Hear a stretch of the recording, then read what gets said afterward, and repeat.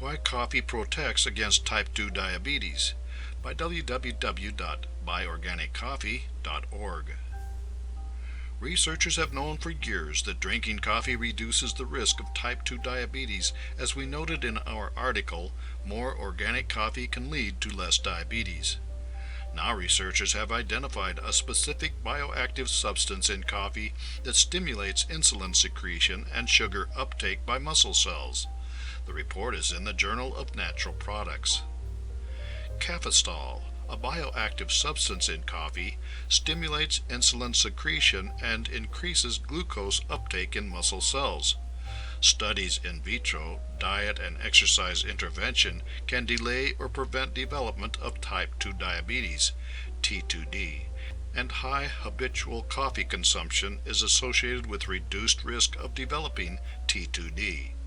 This study aimed to test whether selected bioactive substances in coffee acutely and/or chronically increase insulin secretion from B cells and improve insulin sensitivity in skeletal muscle cells. Insulin secretion from INS-1E rat insulinoma cells was measured after acute 1 hour and long-term 72 hours incubation with bioactive substances from coffee. Coffee, Coffea arabica benth, rubiaceae, and Coffea canephora benth, rubiaceae, contains a diversity of bioactive components that varies with coffee species and the roasting and brewing methods, 8-10.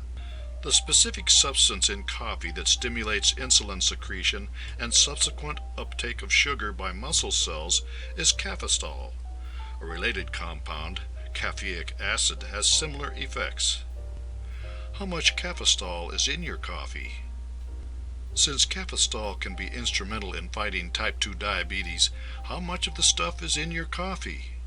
According to the researchers, roasted Arabica coffee beans contain 0.5% caffeic acid, while a cup of coffee contains 35 to 175 milligrams of caffeic acid.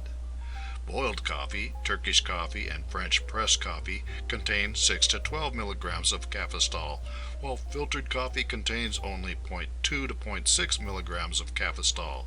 It turns out that the paper filter traps and retains the majority of the Cafestol when brewing coffee. In addition, lighter roasts have more Cafestol than darker roasts, according to Science Direct.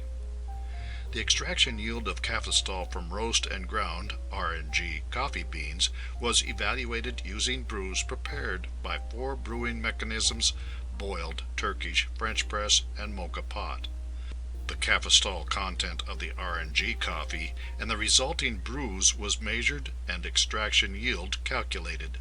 The RNG coffee had an average Cafestol content of 603 milligrams per 100 grams RNG coffee, with a slight reduction at higher roast intensities. In the brews, preparation method had an impact on Cafestol concentration, with French, Turkish, and boiled preparation methods producing the highest Cafestol concentrations. The extraction yield of Cafestol was shown to be dependent on the brew mechanism and roasting time, with the lightest roast coffee prepared by French press or boiled preparations having the highest Cafestol extraction yield, 6.5% and 5.84%, and dark roast, mocha, and Turkish preparations had the lowest extraction yields of 2.42% and 2.88% respectively.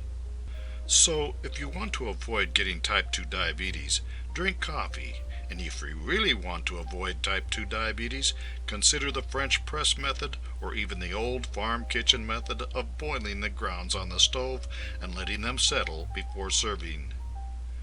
For more useful information about organic coffee, visit www.bioorganiccoffee.org.